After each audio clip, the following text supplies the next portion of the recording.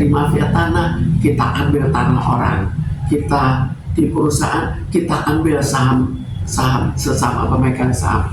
Itu kan membuat situasi jauh lebih berat. Dan inilah yang sekarang terjadi.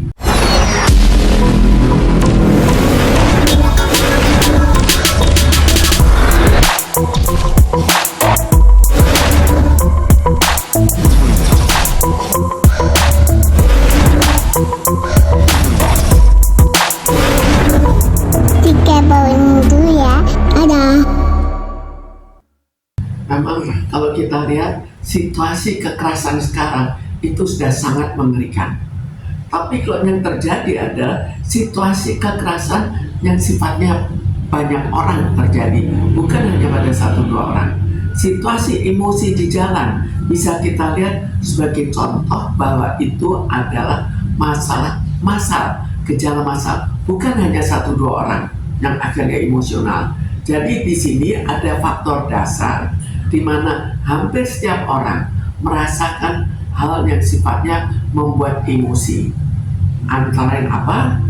Antara lain masalah situasi keuangan. Jadi kalau kita terancam tidak punya makan atau apa, walaupun atau bukan tidak punya makan, tapi makanannya mutunya lebih rendah dan kita sudah terbiasa untuk mutu lebih tinggi dan tidak ada alasan yang sifatnya alasan alam, misalnya alasan bencana alam atau apa. Kalau alasannya bencana alam kita bisa menerima, tapi begitu alasannya kita duga alasan manusia, di situ kita tidak bisa menerima. Kenapa kok sampai kita begitu miskin? Kenapa ada orang yang begitu super kaya? Apakah super kayanya wajar atau super kayanya tidak adil? Jadi di sini ada faktor keadilan yang ikut terbawa. Karena itu yang namanya kekesalan melonjak, akhirnya ditambah ketidakadilan, membuat orang terlalu emosional. Dan inilah yang terjadi. Bu, untuk era zaman digitalisasi saat ini sendiri, sebenarnya kan dampaknya plus minus juga nih Bu. Kalau dibilang plus, bahwa pengaruh baik, kita tahu informasi dari misalkan TV, gadget, ataupun sosial media lainnya.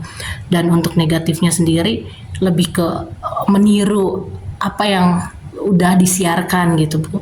Sebaiknya seharusnya pemerintah atau lebih tepatnya kena sasaran ke orang dewasanya ini harus seperti apa sih Bu gitu, biar dia tidak sampai mencelakai anak di bawah umur. Sekarang kita perlu melakukan apa yang bisa kita lakukan.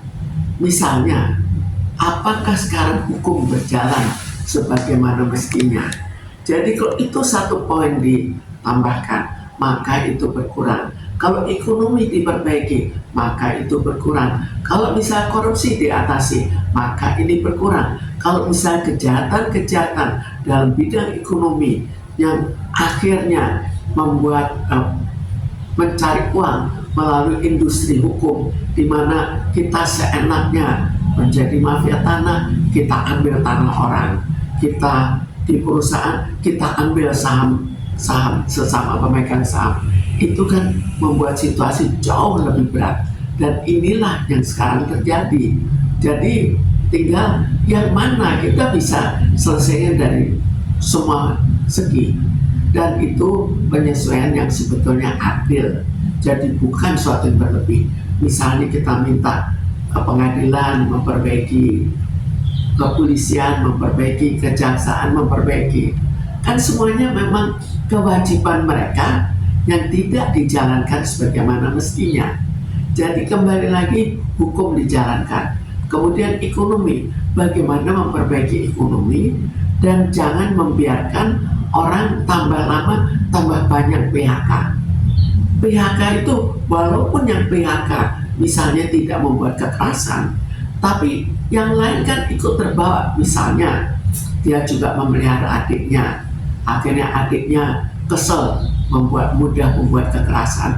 Jadi ini suatu yang sangat kompleks, tapi harus betul-betul dimulai dan harus betul-betul diseriuskan, jangan dibiarkan.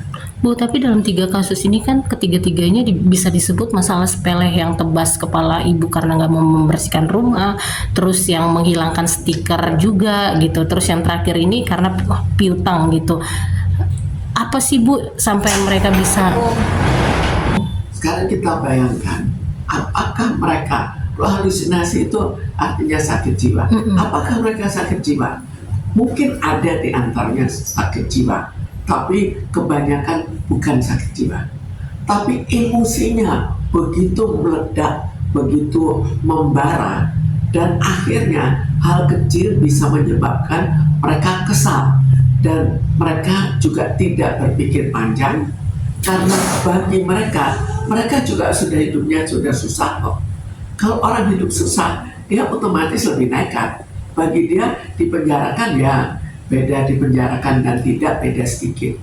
Bagi orang kaya dipenjarakan juga tidak terlalu masalah, karena dipenjarakan dia ya kalau benar ya bahwa dia tidak dipenjarakan kan juga nggak masalah, tinggal bayar kan dia orang kaya. Jadi akhirnya keseluruhan sebetulnya tidak lagi atau kurang takut pada penjara. Sebagian takut, tapi yang terlalu nekat-nekat itu sudah berpikir untuk tidak takut karena mereka sudah hidup susah. Bu, tapi kalau untuk kayak saya sempat lihat di sosmed juga ada rumah sakit atau kayak semacam tempat seminar ataupun tempat terapi yang mana di situ isinya orang-orang yang melakukan kayak meditasi, terus dia sambil nangis sesegukan dan sebagai pembimbingnya itu memang ahli psikiater juga gitu Bu. Sebenarnya penerapan apa yang mereka lakuin saat itu untuk ikut terapi seperti itu bisa mengobati juga nggak sih Bu? Jadi pengobatan jiwa jelas macam-macam dan tidak semua orang cocok dengan hal tertentu. Ada yang cocok dengan A, ada yang cocok dengan B, ada yang cocok dengan yang lain. Ada, tapi kalau misalnya kita bibit utamanya, penyebab utamanya kita atasi, jelas itu akan lebih baik. Jadi kalau kita lihat juga di negara di mana akhirnya makanan terjamin, walaupun misalnya terjamin karena laut, karena banyaknya ikan, tetap aja di situ kriminalitas itu berkurang. Di kita bukan hanya kurang terjamin, tapi ada rasa iri hati. Siapa tidak iri melihat dia di PHK, padahal di luar ada, kita lihat dana sampai sekian triliun, lalu orangnya dengan mudah lari ke luar negeri. Bagaimana? Atau kalaupun tidak lari ke luar negeri, di sini juga tidak dihukum, ditunda-tunda. Apakah tidak membuat sakit hati? Lalu kita lihat lagi, ada orang sampai dipersoalkan membunuh, tapi dia bisa bebas. Apa orang nggak kesal melihat situasi seperti itu? Jadi semua ini terbawa. Kalau terbawa apa akibatnya? Gampang emosi. Ada masalah kecil, ya dia melakukan tindakan yang sangat keras.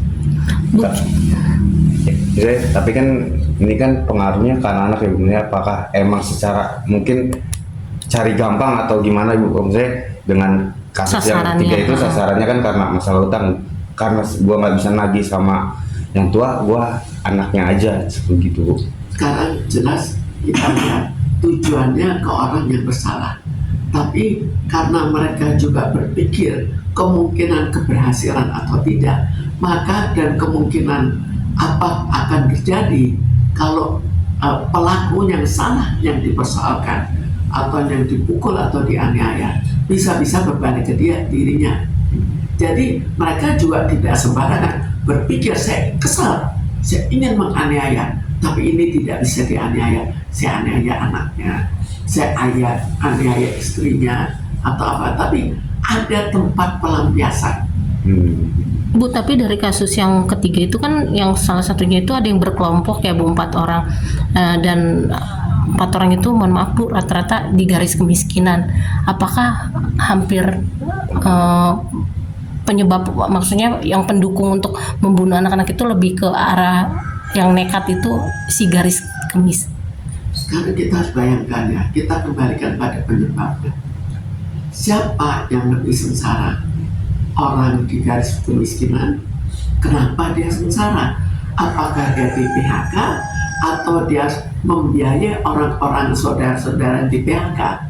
Semua itu membuat diri dia merasa kesulitan dalam ekonominya.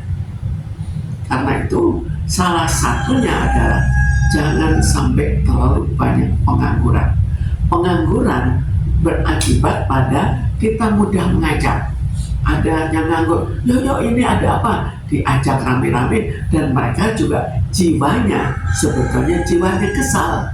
Diajak ya mau saja.